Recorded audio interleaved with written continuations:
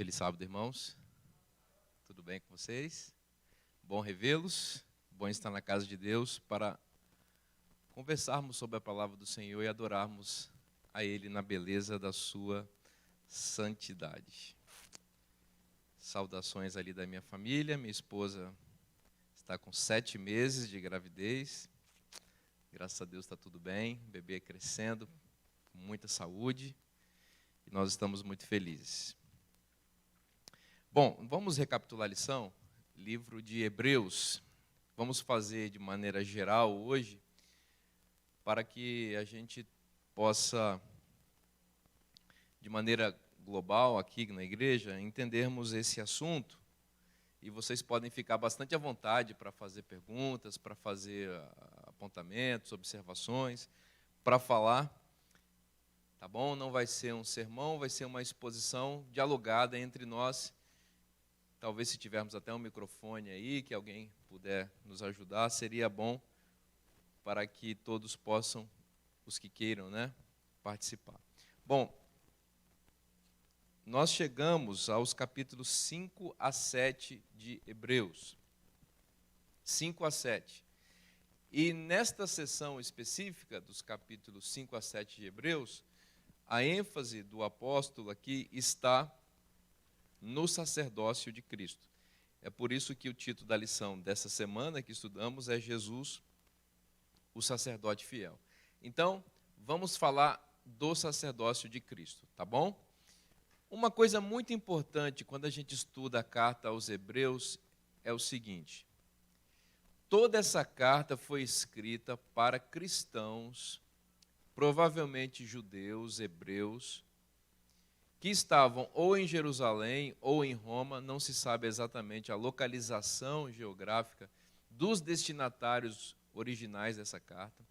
Podem ser cristãos judeus radicados em Roma, ou podem ser os cristãos da própria igreja de Jerusalém, que estavam, isso é ponto pacífico, sofrendo uma grande perseguição. Essa perseguição pode ter sido, pode ter sido de novo em Roma, sob o imperador Cláudio, que perseguiu bastante os cristãos e os judeus em Roma, ou pode ter sido em Jerusalém, perseguição que os cristãos judeus estavam sofrendo da liderança judaica instalada em Jerusalém, que não tolerava a igreja cristã no primeiro século. Certo? Então, nós não sabemos exatamente se em Roma ou se em Jerusalém, mas o fato pacífico é que esses cristãos estavam sendo perseguidos, tá bom? E esta perseguição estava acarretando uma debandada de cristãos da fé cristã. Então, provavelmente esses cristãos que eram judeus, eles estavam sendo tentados a voltar à sua fé anterior, porque as circunstâncias da vida que eles estavam tendo naquele momento estavam quase que impedindo que eles se mantivessem na fé cristã. Então, toda a carta aos Hebreus, que é um grande sermão pregado pelo apóstolo Paulo, você veja aí, eu gosto de brincar com isso às vezes, A gente não aguenta um sermão de 30 minutos, às vezes. Olha, um sermão de 13 capítulos aí o Paulo pregou. Mas também o apóstolo Paulo a gente tem que ouvir, Não é qualquer um. Mas é um longo sermão, como também foi o livro de Deuteronômio. O livro de Deuteronômio também foi um sermão. Mas também foi de Moisés, A gente tem que ouvir, Esta carta aos Hebreus é um sermão do apóstolo Paulo para esses cristãos judeus que estavam retrocedendo na fé. É por isso que nós vemos na carta um tom de comparação o tempo inteiro. Ou seja, o apóstolo está comparando a fé cristã, que foi entregue aos santos, aos elementos da religião judaica anterior. E estava mostrando nessa comparação como a fé cristã é superior. É por isso que nós encontramos muitas vezes na carta aos Hebreus as palavras bom, melhor e superior. sobretudo, melhor e superior. Por quê? São palavras para, num elemento de comparação, evidenciar a superioridade de outra em relação a outra coisa. Então, Cristo aqui, o personagem central dessa carta, é apresentado como superior aos anjos. Primeiro, aliás, vamos na sequência certa. Cristo é apresentado como superior aos profetas. Lembra que o apóstolo começa a carta dizendo o seguinte: Deus falou de muitas maneiras no passado. Está falando de quem? Quando falou de muitas maneiras, Deus falou por meio de quem? Dos profetas. Mas nesses últimos dias nos falou pelo Filho. Então, o que o apóstolo Paulo está dizendo aqui? Que a revelação de Jesus Cristo ela é superior à revelação dos profetas. Então, Cristo é superior aos profetas. Então, vamos lá. Cristo é superior aos profetas, Cristo é superior aos anjos. Cristo é superior aos anjos. Cristo é superior a Adão. Cristo é superior a Moisés. Cristo é superior a Josué. O descanso de Cristo é superior ao descanso que Josué deu ao povo ao entrar em Canaã. O sacerdócio de Cristo, que é o tema da lição dessa semana, é superior ao sacerdócio de Arão. A aliança que Cristo é o mediador é superior à aliança que Moisés foi mediador. Então, o livro está todo estruturado nessa comparação entre aquilo que Cristo é e faz e aquilo que a religião judaica era e oferecia para os cristãos. Tudo isso para que eles fiquem pensando que eles não estavam fazendo bom negócio, que eles não estavam fazendo bom negócio em renunciar à fé cristã e voltar para o judaísmo. É por isso que aqui no capítulo 6, que foi o tema da lição dessa semana, o apóstolo diz: mas vocês estão voltando aos rudimentos. Eu tenho que dar leite para vocês, porque vocês estão perdendo o fundamento, aquilo que é mais importante da fé. Estão abrindo mão daquilo que é essencial. Então, a carta aos Hebreus tem essa dimensão. Uma outra coisa, alguns consideram a carta aos Hebreus o quinto evangelho. Por quê? Porque os 4 evangelhos apresentam o ministério de Cristo aqui na terra. E a carta aos Hebreus apresenta o ministério de Cristo ativo no céu. Portanto, nós não temos um Jesus estático, e Hebreus e também Apocalipse, nos mostram Jesus em ação e o seu ministério ativo no céu. Bom, vamos agora falar sobre o sacerdócio de Cristo, com base nos capítulos 5 a 7 de Hebreus e com base na nossa lição dessa semana. O verso para memorizar, para mim, é um dos versos mais importantes na Bíblia para descrever o sacerdócio de Cristo, que é Hebreus capítulo 7 e o versículo 26, que diz: porque nos convinha um sumo sacerdote como este. E aqui você tem uma lista de características de Cristo como sumo sacerdote: santo, inculpável, sem mácula, separado dos pecadores e exaltado acima dos céus.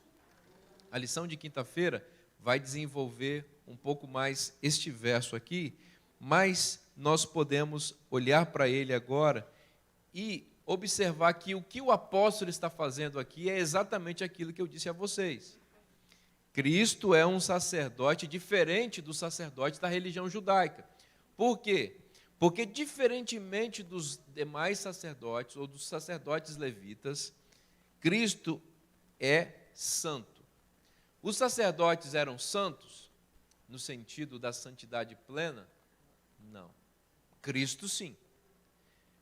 Cristo também é um sacerdote inculpável. O que isso significa?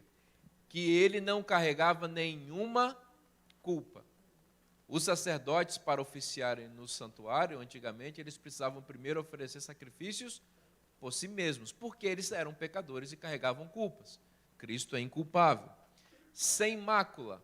Aqui, essa expressão, ela associa Cristo tanto ao sacerdote como à oferta. Porque Cristo é tanto o sacerdote como o cordeiro que foi oferecido.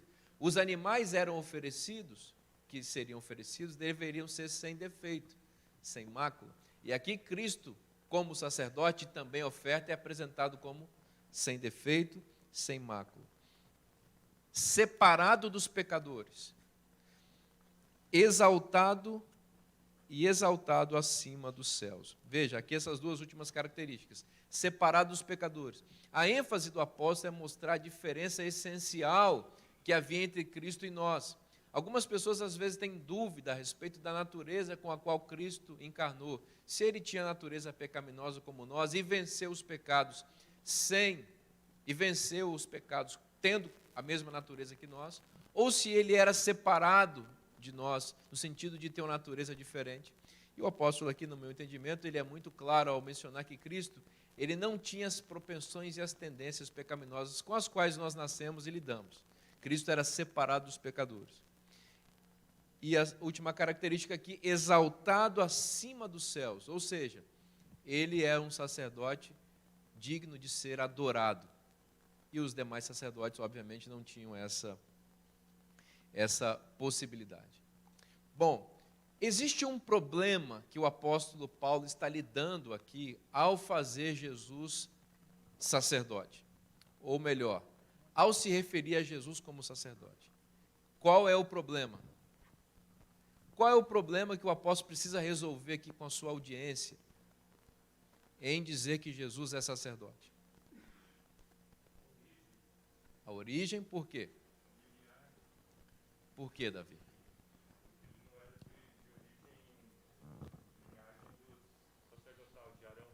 Ok, muito bem. Então, o Davi está mencionando que o problema com o qual o apóstolo está lidando aqui é simples, é uma questão de linhagem. Os sacerdotes, na antiga dispensação, na dispensação israelita, na religião judaica, os sacerdotes, eles têm uma origem levita. Eles são da tribo de Levi e eles são descendentes de Arão. Não é qualquer levita, tem que ser o levita descendente de Arão. Até hoje, os judeus, eles tentam preservar a linhagem dos sacerdotes. Eles acreditam que os judeus que têm o sobrenome Cohen são da linhagem sacerdotal. Então, eles procuram tentar descobrir aí quais são os sacerdotes. Inclusive, eles têm um trabalho bastante minucioso de identificação dessas pessoas, porque, como vocês sabem, existe um grande projeto, alguns acreditam que é uma grande utopia, mas existe sim esse projeto de reconstrução do Templo de Jerusalém, o terceiro templo, eles querem reconstruir, tem um projeto grandiosíssimo, e tem recursos do mundo inteiro sendo enviados para lá. E claro que eles têm um problema político gravíssimo, né, com os muçulmanos, exatamente porque o templo ele está onde está a grande mesquita de Omar, e para eles construir o templo ali, obviamente eles teriam que invadir aquele território, e aí nós teríamos uma guerra terrível, né? Mas acredita-se que eles conseguem, inclusive, conciliar, e a teologia às vezes dá jeito para tudo, né? Conciliar um espaço para ambas as religiões ali, para que eles possam reconstruir o templo. E reconstruindo o templo, eles também desejarão oferecer sacrifícios. E para oferecer sacrifícios vão precisar de sacerdotes. E para ter sacerdotes tem que ser da linhagem de Arão no judaísmo. Então, o apóstolo aqui, estou fazendo essa digressão para mostrar para vocês que existe uma linhagem dentro da religião judaica para o sacerdócio. Tem que ser descendente de Arão, os Cohen. Porém, Cristo, ele não é descendente humano de Arão. Cristo é descendente de Judá. Portanto, descendente do rei Davi. Então, na tipologia, encaixa perfeitamente Cristo como Messias, porque o Messias viria da linhagem de Davi e de Judá. Mas Cristo não pode ser sacerdote, porque o sacerdócio vem da linhagem de Arão e Levi. Está claro até aí? Como é que o apóstolo Paulo resolve o problema de Cristo ser um sacerdote, mesmo não sendo da linhagem de Levi? Como ele resolve esse problema? Ele usou a imagem, a figura do rei e do sacerdote. É inteligente, né, irmão Valde? Ele encontrou na Bíblia uma referência. Agora, ele inventou isso? Como a gente sabe que ele não inventou isso? Porque ele está citando um salmo. Qual é o salmo que o apóstolo está citando? O Salmo 110. Abram comigo a Bíblia no Salmo 110. Veja que na Bíblia não existe invenção. O apóstolo aqui ele não está fazendo digamos assim, um engendramento para poder enganar. Ele está citando as Escrituras. O Salmo 110 é a base para o apóstolo Paulo estabelecer o sacerdócio de Cristo, mesmo Cristo não sendo da linhagem de Arão e Levi. Veja o que diz o Salmo 110. Podemos ler a partir do verso 4. O Senhor jurou e não se arrependerá. Tu és sacerdote para sempre, segundo a ordem de Melquisedeque. Bom, esse é o texto que o apóstolo está fundamentando o fato de Jesus ser sacerdote. Segundo o quê? A ordem. Vamos entender a palavra ordem? Qual é o sentido da palavra ordem aqui? Isso quer dizer que Melquisedeque deu uma ordem para que Jesus seja sacerdote, é isso? Não. Qual é o sentido da palavra ordem? Da sequência ou do estilo ou do tipo de sacerdócio. Por exemplo, vamos trazer para os nossos dias que vai ficar mais fácil. Tem a ordem dos jesuítas, não tem o catolicismo? É um tipo de padre diferente da ordem dos jesuítas. Tem a ordem franciscana, tem a ordem no seu... Não é assim? Então, essas ordens sacerdotais, elas são diferentes umas das outras. Estou dando esse exemplo aqui do catolicismo para a gente entender o significado da palavra ordem aqui no texto. O que o apóstolo está dizendo é que Jesus não é sumo sacerdote de acordo com o tipo de sacerdote que Arão e seus descendentes eram. Ele é de uma outra ordem. E aqui nós não podemos associar com a ideia de linhagem, tá? Porque no sacerdócio de Arão, na ordem do sacerdócio de Arão, esta ordem é estabelecida por meio, vamos chamar assim, de uma dinastia. É uma ordem que você só pode ser sacerdote se você compartilha do mesmo DNA, do mesmo sangue. É de filiação. Por isso, o apóstolo diz que esta ordem aí é uma ordem carnal. Por quê? Os sacerdotes eles vão sendo substituídos quando envelhecem ou quando morrem. Tá? Na ordem de Melquisedeque, no entanto, não é necessário ser filho de. A ordem de Melquisedeque é uma ordem que é escolhida por Deus. Do mesmo jeito como Arão foi escolhido, o apóstolo vai dizer isso. O sacerdote ele não se coloca como sacerdote. Ele é escolhido para ser por Deus. Então, é uma ordem diferente, a ordem de Melquisedeque. Então esse é o problema que o apóstolo está dizendo, está lidando aqui. Que o Jesus é sacerdote, mas da ordem de Melquisedeque. Agora vamos falar um pouquinho de Melquisedeque. Vocês conhecem Melquisedeque? Onde é que na Bíblia aparece esse tal Melquisedeque? Aparece no episódio com Abraão em Gênesis 14. Vamos dar um breve contexto aqui do que aconteceu. Em Gênesis 14, nós encontramos Abraão em guerra.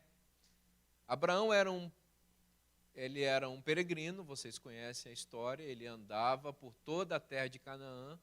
Deus mandou ele percorrer todo aquele território, porque aquele território de Canaã seria dele e da sua descendência. Só que ele não era dono do território, nem tinha filhos. Portanto, ele vivia numa completa improbabilidade. Uma promessa de um território, uma promessa de um descendente, mas não tinha posse e não tinha filhos. Estava ali habitando. Ele tinha um sobrinho. Quem era o sobrinho dele? Ló. Esse Ló resolveu se dispersar dele e foi viver em uma das cidades cananitas. que ficava no Vale do Jordão, cidade de Sodoma. Foi para lá. Havia várias cidades ali. Cidades prósperas, férteis, mas ímpias. Ló foi viver lá. Então, pense comigo geograficamente. Aqui está Canaã, ok? Aqui está Canaã. Melhor, aqui está Canaã. Ló está vivendo aqui e Abraão também em algum local aqui de Canaã. Abraão ficava peregrinando. E Ló se instalou nas cidades da Campina do Jordão. Aqui está a Mesopotâmia. A Mesopotâmia é essa região entre os rios Tigre e Eufrates. E havia uma importante cidade na Mesopotâmia. Muito importante na Bíblia. Que cidade é essa? Babilônia, que também é descrita como Sinar aqui, em Gênesis 14. E havia 4 reis na Mesopotâmia que se uniram, fizeram uma coalizão imperialista e foram atacar os reis cananeus. E eles fizeram guerra contra 5 reis cananeus, entre os quais os reis da cidade de Sodoma e Gomorra.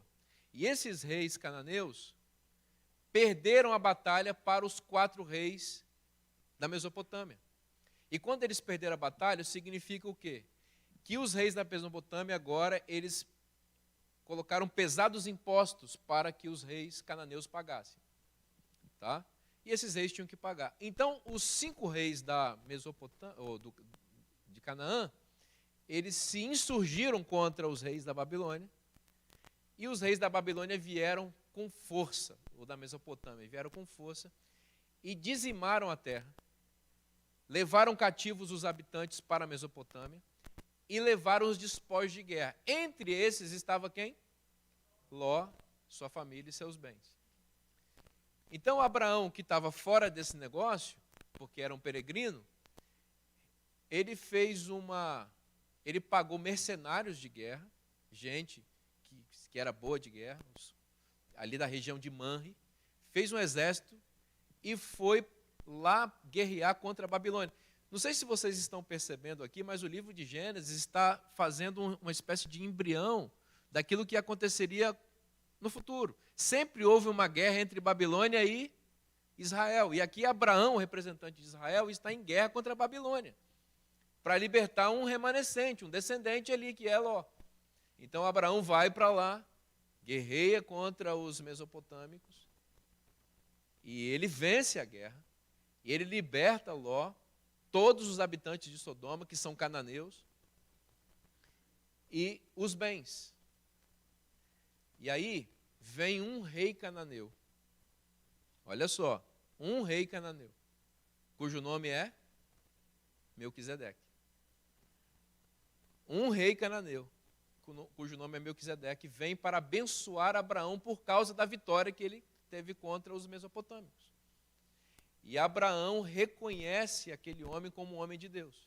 E a Bíblia diz que Melquisedeque era rei e sacerdote. O rei de Salém, essa cidade aí que a gente não sabe se é Jebus, que depois você sabe que Davi vai fundar Jerusalém e vai tomar Jerusalém dos jebuseus, que moravam na cidade cananita de Jebus. E Jerusalém é essa cidade. Porém, esse rei é chamado de rei de Salém, rei da paz. A gente não tem certeza se essa Salém é a mesma Jebus que Davi tomou. Pode ser que sim. Pode ser que sim. Mas o fato é que ele é rei de Salém. De novo, olha só. Olha que interessante. Se Melquisedeque for rei, ou tenha sido mesmo rei de Jebus, Salém, que vai depois se tornar Jerusalém, Abraão vence, olha só, vence a Babilônia e coloca, ou melhor, e ele vai até Jerusalém para falar com o rei e com o sacerdote de Jerusalém. Parece que o texto bíblico está dando para a gente um esboço, um embrião de tudo aquilo que aconteceria no futuro. Saída de Babilônia, entrada em Jerusalém, encontro com o rei e com o sacerdote em Jerusalém. Bom, mas o ponto da lição não é esse. O ponto da lição de Hebreus é que Abraão reconhece Melquisedeque como rei e sacerdote, e dá a Melquisedeque o dízimo de tudo aquilo que ele conquistou naquela empreitada de guerra. E Melquisedeque abençoa Abraão com pão e vinho. Essa é a história de Melquisedeque. A gente não sabe quem é o pai, a mãe e a ascendência de Melquisedeque, e a gente também não sabe a sua descendência. Ele simplesmente desaparece da história. Certo? Ele desaparece da história. Só que ele vai ficar, esse relato vai ficar muito, muito vivo na mente dos profetas e aqui do apóstolo Paulo em Hebreus.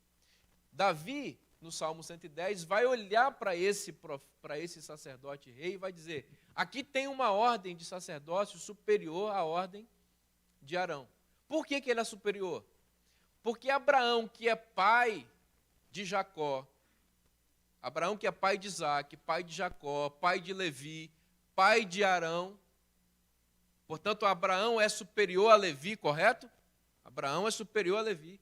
Este Abraão, que é superior a Levi e a Arão, que são os sacerdotes do judaísmo, esse Abraão, ele recorreu a um sacerdote fora dessa ordem, é óbvio. Ele foi para um sacerdote de uma ordem superior. Ele foi para Melquisedeque. Então, é esse sacerdócio que nós temos que ter. O que o apóstolo está dizendo em Hebreus é esse. Esse é o sacerdote que nós temos que recorrer. Porque os sacerdotes da linhagem de Arão, eles são sacerdotes imperfeitos, de uma ordem carnal, em que o sacerdote ele morre. Porém, esse Melquisedeque, ele não tem nem origem, ele não tem antes nem depois na Bíblia. Então, essa é a ordem. Aqui tem um ponto que as pessoas vão perguntar. Isso significa que Melquisedeque é Jesus Cristo? Não é uma pergunta, né? Isso significa que é Jesus Cristo? O que vocês acham? Bom, aqui, irmã Valde, que a senhora falou, usou a expressão que o Paulo é inteligente. Aqui é a inteligência do apóstolo. Ele está usando o argumento do silêncio na Bíblia para fundamentar a sua comparação, a sua ilustração. Qual é o silêncio?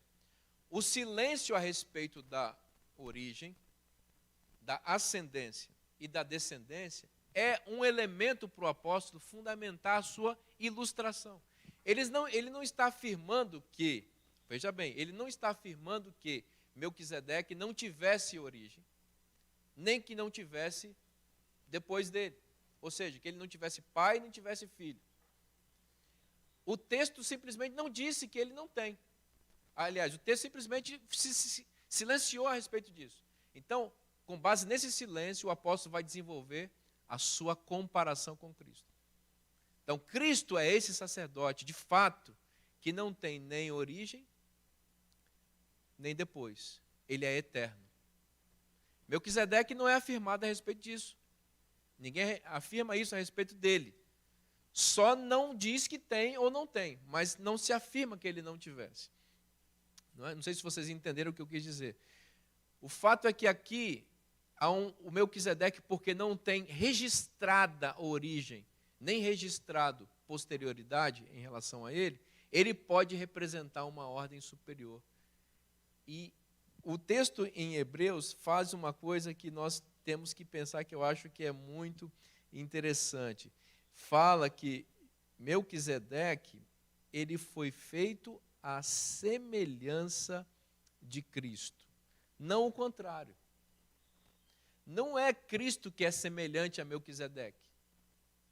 É Melquisedeque que foi feito à semelhança de Cristo. Vocês viram a sutileza dessa informação? Ela é muito importante. Então, primeiro, se demarca uma diferença entre Cristo e Melquisedeque. Melquisedeque é um, Cristo é outro. Outra coisa, não é Cristo que se parece com Melquisedeque. É Melquisedeque que foi feito à semelhança de Cristo. Então, esse é um elemento que é importante a gente observar aqui. Pois não, meu irmão Valde? Ele vai levar o microfone para eu poder ouvir melhor a senhora.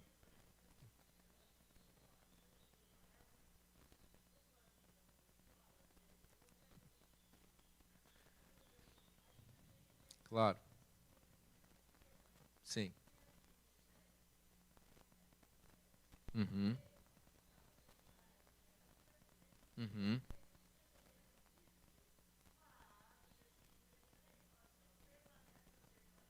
Certo. Excelente pergunta. Vamos ler. Eu vou ler toda essa passagem de novo aqui, ó. Capítulo 7, de 1 a 3.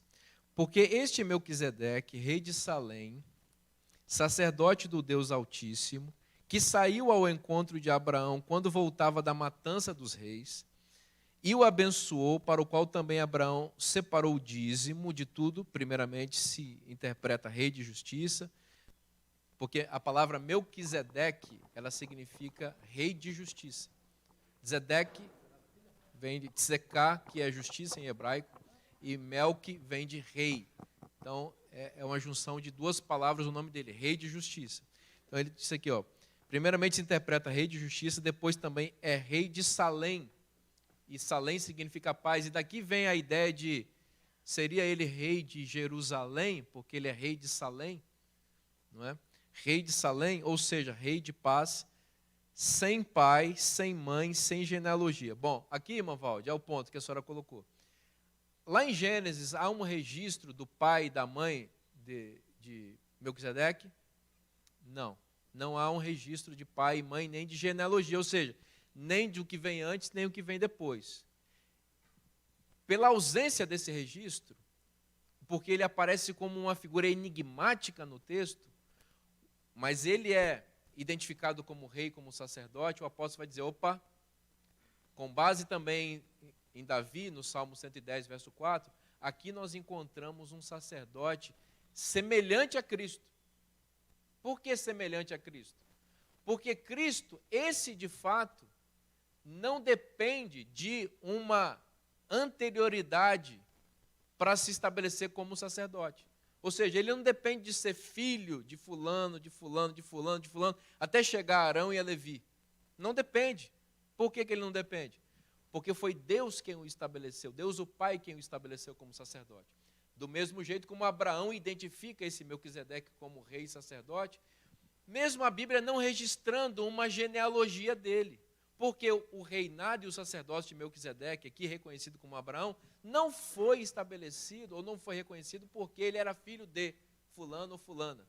Simplesmente porque Deus o estabeleceu como rei e sacerdote. É assim que interpreta esse texto. Aí vamos seguir onde a senhora ainda mencionou mais à frente. Não teve princípio de dias nem fim de existência, entretanto feito semelhante ao Filho de Deus. É aqui que é o ponto que eu estava dizendo, olha. O Melquisedeque, ele foi feito semelhante ao Filho de Deus. Ou seja, aqui a palavra semelhante é muito importante, gente. Semelhante não é igual. Tá? Igual é a mesma coisa. Semelhante é parecido com. Por que o apóstolo está usando essa expressão aqui, semelhante? E a palavra grega aqui, homoioma ou homoiote, é uma palavra sempre utilizada para se mencionar aquilo que parece, mas não é igual. Tá? Existe no grego também uma palavra específica, que é a palavra allos, para se referir àquilo que é igual. O apóstolo poderia ter usado essa palavra aqui, mas ele usou uma palavra que indica semelhança, parecido com. Por que é parecido? Porque não se registra a genealogia dele. E aqui o apóstolo capta este ponto para dizer, olha, bom, a ausência do registro de genealogia pode nos permitir uma comparação com a eternidade. Porque Cristo é eterno. É esse sacerdote que não passa. É esse sacerdote que não vai ter o seu ministério interrompido pela velhice e pela morte. O que o apóstolo está dizendo aqui, irmão Valde, é que a ordem de Melquisedeque, por causa disso, é uma ordem eterna. E é nesta ordem que Cristo encaixa o seu ministério sumo sacerdotal. Não na ordem de Arão, porque na ordem de Arão havia sucessão de sacerdotes com a morte, ou com a velhice e com a morte. Ellen White vai confirmar esse ponto ao dizer que Melquisedeque era humano e pecador. Então ela diz isso, Melquisedeque era humano e pecador. E ela afirma claramente, Melquisedeque não era Cristo. Melquisedeque não era Cristo. Porém, ele é um símbolo, uma figura, uma representação, uma antecipação do reinado do sacerdócio de Cristo.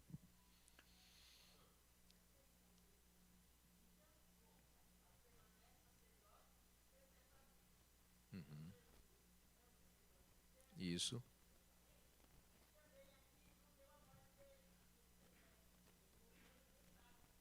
Ninguém sabe, né? Uhum. Não foi registrado. Exatamente, a senhora captou. A senhora captou o ponto. Como não há registro da morte dele, e também como não houve registro da sua origem, ele fica no ar como essa figura misteriosa. A gente sabe que morreu porque é ser humano, mas ele fica no ar como esse emblema, esse símbolo de alguém sem registro de origem e sem registro de fim, certo? Então, este símbolo pode prefigurar Cristo, que é eterno, porque Cristo também não tem origem e também não tem final. Sabe que muitas pessoas também, muitos judeus acreditavam isso a respeito do profeta Elias, porque Elias também não tem registro de origem e de final. Por isso que eles acreditavam que Elias ia aparecer. Perguntava para Jesus: tu és o Elias? Aí João Batista disse o quê? Aliás, não perguntaram isso para Cristo. João Batista disse: eu sou a voz do que clama do deserto. E ele veio no poder e no espírito de quem? De Elias, porque eles acreditavam que o Elias, ele viria, porque é um indivíduo também sem genealogia, mas que exerceu uma função muito importante. A gente sabe que Elias, ele teve sim origem, e ele teve um destino. Ele está onde? Ele está no céu. Pastor Romeu. A Bíblia fala aqui que Melquisedeque era o rei de Salém. Exato. Né? E Jesus é apresentado como o rei da paz. Existe uma semelhança. Salém e Shalom são duas palavras que têm uma mesma origem, uma mesma raiz. Por essa razão, nós podemos ligar uma coisa à outra. Não que Melquisedeque fosse o Cristo, mas ele prefigurava o Cristo, porque Cristo veio a ser o príncipe da paz. Isaías 9,6 fala que Jesus é o príncipe da paz. E Melquisedeque era o rei de Salém, o rei da paz. Então nós podemos fazer esse link aqui, não que queira dizer que Melquisedeque era a pessoa de Cristo Jesus. Perfeita a sua observação, porque aí tem uma aplicação espiritual, né? O rei da paz, o rei de Salém. E Cristo é o rei, o verdadeiro rei da paz. E como eu disse, também existe a possibilidade dessa Salém de fato ser uma geografia, uma cidade. Talvez a cidade de Jebus, também chamada de Salém. Cidade essa que depois Davi vai tomar no futuro e vai se tornar a capital do reino de Israel, que é Jerusalém. Então, se for isso, se essa hipótese for verdadeira, a gente não sabe. O que nós temos no texto de Gênesis 14 é uma antecipação plena daquilo que o povo de Deus viveria no futuro, e nós viveremos quando Jerusalém, ou quando entrarmos em Jerusalém. Porque quando nós entrarmos em Jerusalém celestial, nós vamos encontrar o verdadeiro Melquisedeque, que é quem? Que é Cristo, o verdadeiro rei e sacerdote. E vamos encontrar ele aonde? No seu reinado. E Melquisedeque é rei de quê? De Salém. E Jesus é rei da Jerusalém celestial. Entende? Então, eu penso assim, eu sou tendencioso a pensar que Salém era um território dos Jebus, dos jebuseus. E ali, que também era uma cidade cananita, lembre-se que foi afetada pela guerra dos babilônios, que veio e impuseram pesados tributos ali. E esse sacerdote foi encontrar com Abraão para abençoá-lo por causa da vitória na guerra contra os babilônios. E esse sacerdote dessa cidade, Salém, que era rei e sacerdote, abençoa Abraão, e Abraão o reconhece como rei e sacerdote e oferece para ele sacrifícios e dá para ele o dízimo. Então, eu tenho esse pensamento. Agora, eu queria fazer uma reflexão para nós partirmos para a conclusão a respeito do fato de Melquisedeque ser rei e sacerdote, e de que Cristo também é apresentado como rei e sacerdote. Eu acho que isso é muito importante. Porque o rei é uma figura na Bíblia apresentado como o Messias. E a função do Messias na Bíblia é uma função bélica. O rei Messias é um guerreiro, certo?